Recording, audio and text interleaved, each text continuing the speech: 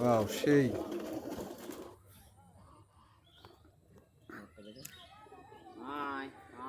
এই যে আমরা চলে আসলাম কপোতাক্ষ নদীর পাশেই একটা সুন্দর কবুতরের ঘর।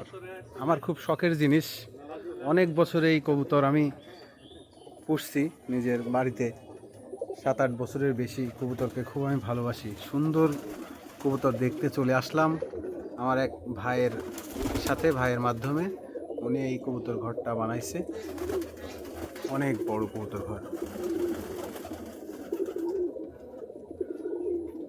অনেক জাতের এখানে কবুতর আছে, অনেক দামি দামি কবুতর আছে, অনেক সুন্দর। এটা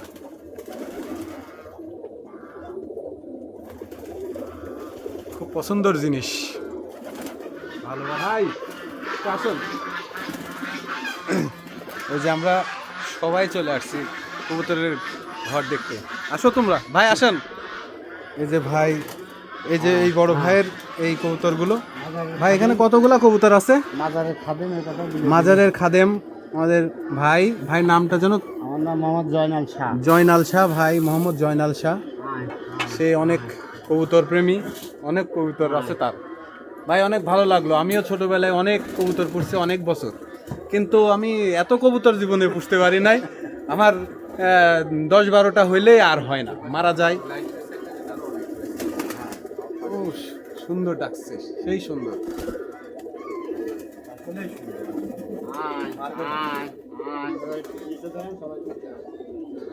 কবুতরগুলো ওয়াও সেই।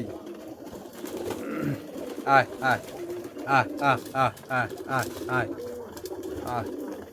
কবুতরগুলো কত নিজে হাতে খাওয়াইছি। কবুতরের বাচ্চা, ছোট ছোট বাচ্চা পায়রা কিনে ওদের মুখে হাত দিয়ে খাওয়াই বড় করছিলাম।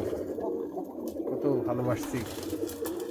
এটা মনে হচ্ছে অন্য প্রজাতির কবুতর।